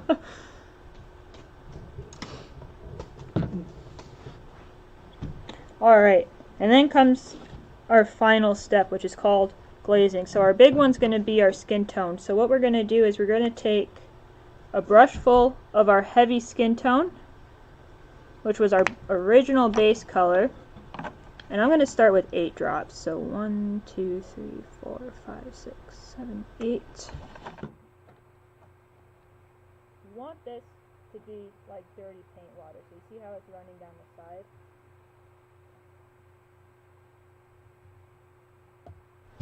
We don't want it to be very thick. So yeah, so I liked how it just got sucked up like that.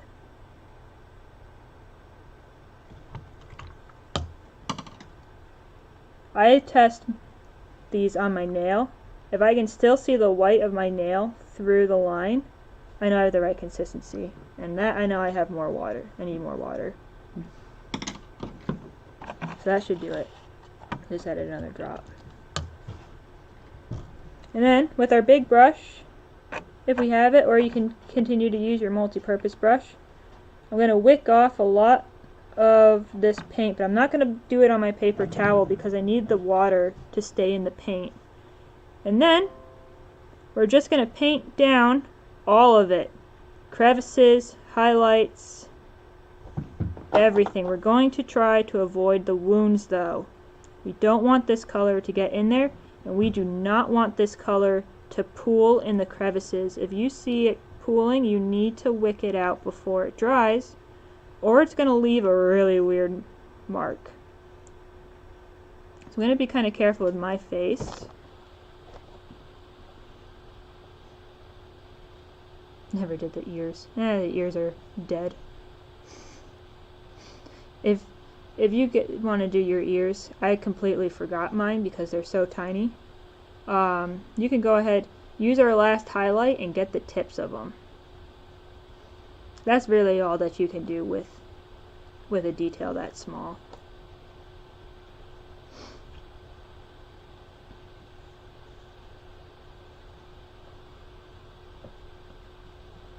So you're going to want to just take your brush once most of it is off and just run it down the back, because that's like where it's going to want to pool the most. Do it again. Get the legs. Oh, I can save that. I can save it.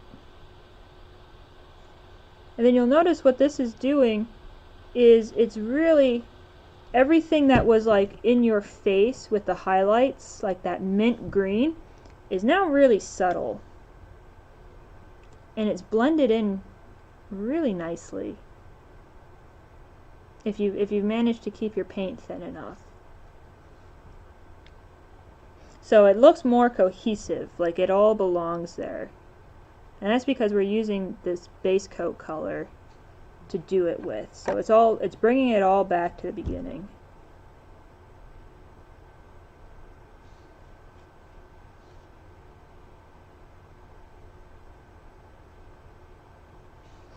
And we're going to do it again for the fur.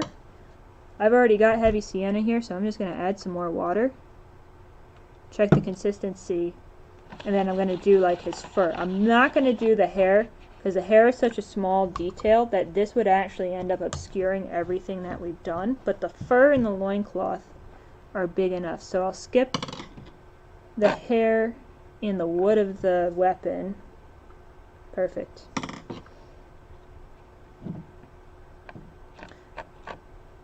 Get off as much as you can.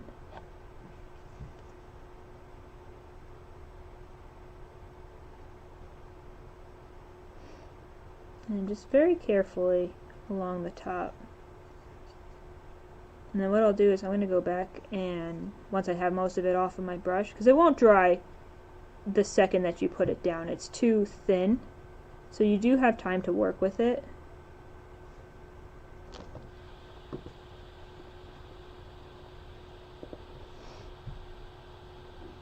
And what I'm doing now is I'm going back along this big spot. And I'm just kind of like sliding my brush around in it. And then I'll use what I collect for his boots. Your wrappings you could do with the bone white. Mine, I actually like the way that they are. They don't really need it, and it would just clean them up a little bit from where they are. So my wrappings look fine. If you want to use the bone white, same thing with the wounds. You would do that with the tan, but you probably don't even need to worry about it. If you got spots like this one that are really kind of being butts, just go ahead, let the glaze dry, and just get it again. And then wick it off. And that'll kind of help it match everything else around it. Oh. I think it looks better than the picture on the box. The base I'm going to skip. It's getting a little late. What I would have done is I would have completely painted it with the heavy sienna. And then with the base, you could dry brush. So dry brushing is you get a little bit of paint on your brush. You get most of it off, and then you just run it along. My brush is a little wet, so it's not really working. But you can see how it's kind of picking out all the ridges. And then I would have done that with the green and the bone white. And then I would have gone back over it with the flesh wash. And I would have called it done there.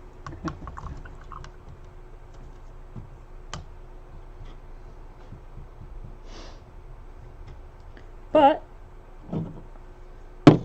Woohoo! There's our guy. Look at that. Let's see if my mic is working now. And I'm gonna steal him here for a second. Let's see. Turn him this way. Here we go. Oh, hey guys. Look at that. Margaret, awesome again. And I'm not kidding. I truly think side by side. Look at that. Oh yeah. Go for this ogre anytime right here. So Margaret, thank you 100 times over. And if you haven't checked out Margaret's work, please make sure you head over to Facebook and Instagram and what else? Just Facebook and Instagram. Okay. Road to Tiamat, and really check out the fun models that she's been, the minis that she's been doing. Again, some great work going on there. Before I forget though, we still have some kits, so feel free to stop on down, pick up some kits, and refer back to the video. We are having a contest that ends on the 31st of this month at 11:45, and submit your minis to us online. And I believe if you go to our Facebook page, you can see the details there, and we'll give out some gift certificates to the store. So I know it's getting a little late, We appreciate everybody watching and future people watching, and hopefully we get to do some more, and I can't wait to see what the next mini will be. And it looks like Margaret is doing some basing real quick. Maybe I'll head over to that screen and I'll just cleaning it up. and there we go. There she is. Little clean up. I couldn't look at it anymore with the paint in front of me. So there. I just wanted to put a fresh brown. And the other thing too, I can't bring the camera over there now, is definitely if you want to pick up some of Margaret's work, we do have some of her minis showcased here at AC Gaming and that are available for sale. And also if you have some minis that you would like her to paint for you, we can definitely work out some commission work for her too. So again, have a great night. Margaret, do you have any final words? No? If you submit a hot pink ogre, I will be very happy. I would definitely like to see a hot pink ogre also. You can make hot pink with the colors that are in this kit. Okay. I think you won't get anything special for it, but you'll make my day if I see a hot pink ogre. So I think there's a challenge out there. Who's going to be the first one to do a hot pink ogre? So that will be fun. Anyway, good night, and we'll catch everybody later.